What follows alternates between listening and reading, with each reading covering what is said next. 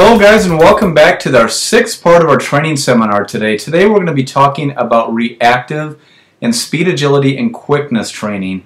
And our tagline today is to be dynamic and functional. So you're probably asking yourself, what is reactive and speed, agility, and quickness? And for the most part, a lot of times this is, reactive, speed, agility, and quickness training is a lot for those that are interested in greater performance, interested in greater athletic performance, athletes and so forth. But I have a tremendous amount of clients who are not athletes who still use it, who want more function and dynamic oriented abilities within their own training. It's something that can give people great function and give them a much more dynamic nature than what traditional training applies. So I want to give a scientific rationale.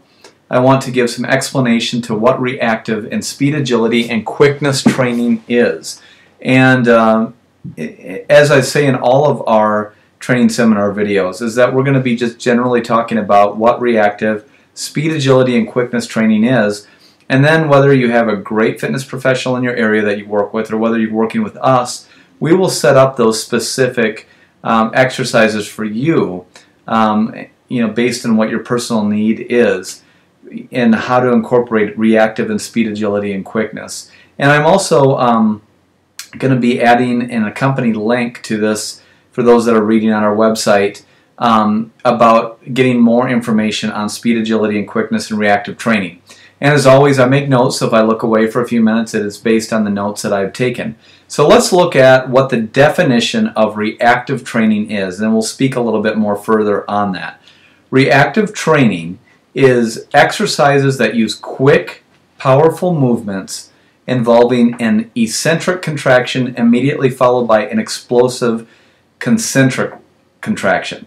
So it's the best way to think about that is moving quickly in one range of motion or one plane of motion, and moving in a different plane of motion using really quick movements where you move and accelerate and then immediately decelerate. So you're immediately going from deceleration into acceleration, and that would be the definition of reactive training.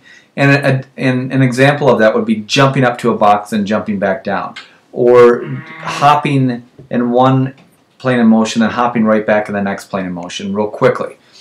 And that would be what we would consider to be reactive training. But the one thing that we want to, another thing that I have written down is talking about moving with efficiency. And the thing that's very important whenever you do reactive-oriented things, whenever you're moving quickly from one plane of motion to the other, that all forces, no matter what you're doing, especially when they're reactive, it must be the force must be reduced, stabilized, and then produced. So you can't just move in one plane of motion. You not only have to move in that plane of motion, but then you have to decelerate or reduce the force in that weight, and then you have to stabilize the weight or stabilize your body before you can proactively or then produce force to move in a different direction, if that makes sense.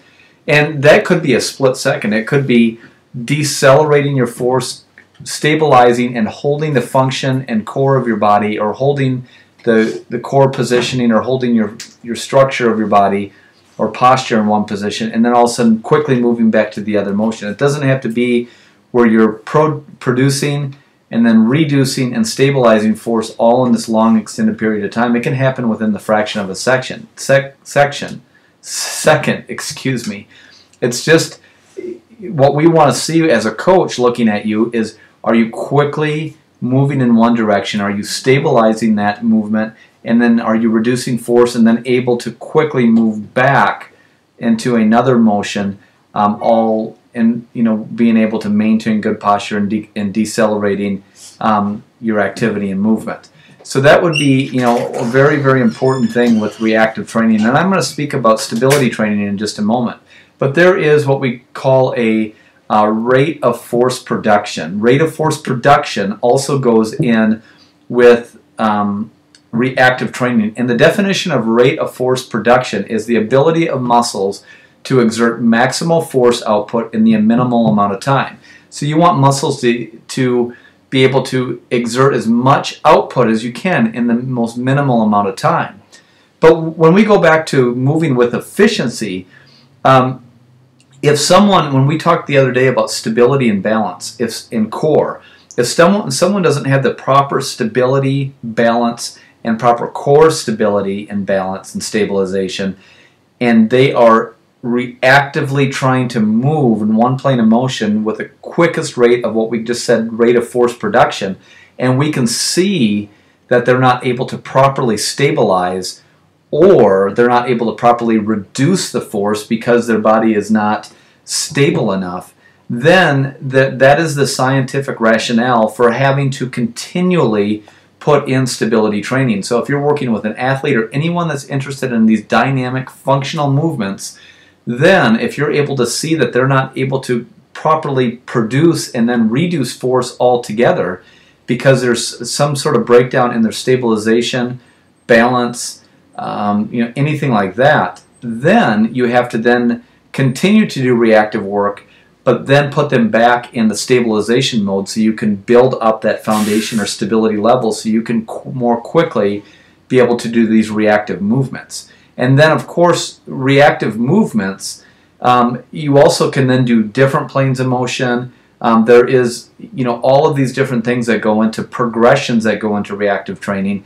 And so at any time, whenever you see that the stability or the balance or stabilization is not there, or any issues with the core, we always reintroduce more difficult forms of stabilization so that person reactively can move more quickly with the greatest rate of force production and still be able to decelerate or reduce force and stabilize their body weight and stabilize their core and posture while going through that. And there are appropriate progressions when going through reactive training. You can start off saying like box jump ups, for instance, can be a reactive exercise, and it can start off with just starting at the stability level. You jump up, you land, you make sure the feet, the knees, the hips are all into the same, that they're all aligned properly, and that person may hold that stabilization there for a couple seconds. That is the stability form of doing that movement. Well, the strength form of doing that movement is perhaps maybe jumping up, jumping back down, accelerating, decelerating, stabilizing, but maybe just doing it in over a second or two, nothing too fast. And then the power movement is then increasing that rate of force production where you're jumping up, jumping down, jumping up, jumping down as fast as you can, trying to produce as much force as possible, while at the same time quickly decelerating and being able to stabilize your weight. So I hope that gives you a rationale for what reactive training is. Of course, we can help put your programs together. We can help design that for you, or other great fitness professionals in your area.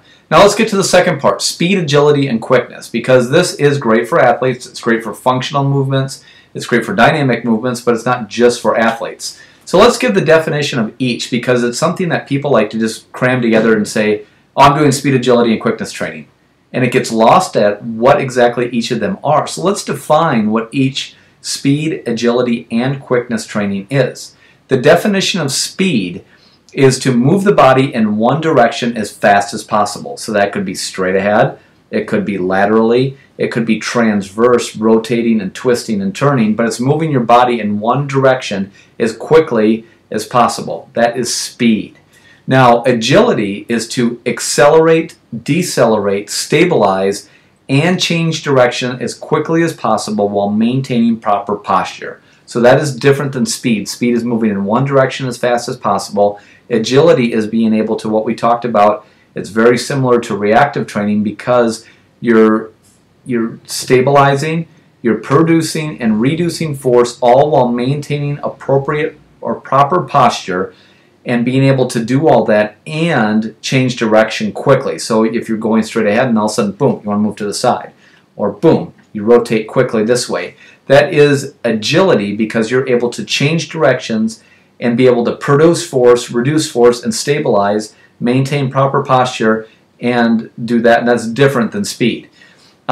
Quickness is the ability to react and change body positionings with maximum rate of force production, what we were talking about, changing body positionings to react and change body positionings in a maximum force in the minimal amount of time in all planes of motion, straight ahead, side to side, rotationally, from all body positionings during functional and activities. So that you can see the differences between speed, agility, and quickness, and there has to be training programs that put together, appropriate speed training, appropriate agility training, appropriate quickness training. You can't do one exercise that's going to cover all speed, agility, and quickness. You have to have different ones for each one, so you can't couple them into one. There are three within one that need phases of training for each one. And that's, of course, like I keep saying, a good fitness professional can show you how to do appropriate speed, agility, and quickness training. We can design speed, agility, and quickness programs for you. But they're incredibly beneficial not only to improve speed, but also your agility and quickness, and reactive work, which is very similar to what you would see in agility. And then finally, what I want to talk about is the function of the body, because it's very important, and this will tie back into stability training, that the major checkpoints, what we call the kinetic chain checkpoints, the foot and ankle, the knee, the lumbopelvic hip complex, the shoulders, and the neck, that all of that is properly alignment that you have. So when it says proper posture, what does that mean? That means that when you're doing these more dynamic and functional things where you're moving rapidly, either with speed, agility, quickness, reactive work, that the body or that these joints are doing what they're supposed to be doing, because if not, then that's going to lead back into what we talked about previously, muscular imbalances, and it can decrease your performance, whether you're just a regular person or whether you're an athlete. It will decrease your performance and it will increase your risk of injury.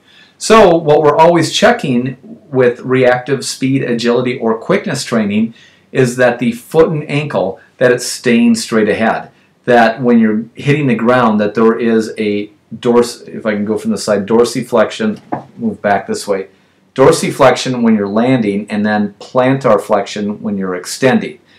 Dorsiflexion, plantar flexion with the foot, dorsi-plantar. And that just means that your heel is here and your heel ends up there.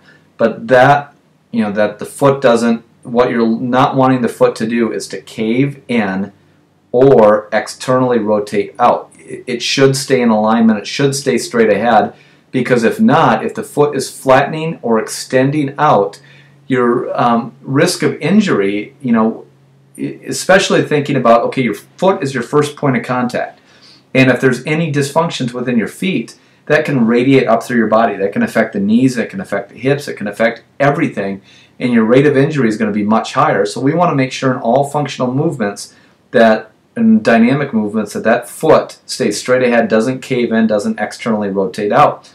Then the knee, we want to make sure the knee is also staying straight ahead, aligning in with the toes, or if you're rotating outward, that it's moving in, in relation to where the foot is, or it's keeping in line with the foot. Because if that knee happens to adduct or internally rotate, where it moves inward or internally rotates in, that can significantly decrease performance and increase, injury rate, and obviously the knee, the hip, groin, a lot of different areas, hamstrings, and then the lumbopelvic hip complex, that when you're involved in activity, you should be slightly leaning forward, but no shifting or extending or flexion of the hips whatsoever. And finally, with the head, it should stay in position. It should be in line with the lumbopelvic hip complex, and it should be in the lumbopelvic hip complex should be in with the legs. And if there's any, rotation, head forward, head back, that can cause injury too. So I hope that gives you some rationale for what we're doing. I appreciate you joining us today, and I look forward to working with you and developing your reactive and speed, agility, and quickness programs. Have yourself a great day. When you feel that something's wrong, I'll shelter you and keep you warm. I'll never let you walk alone.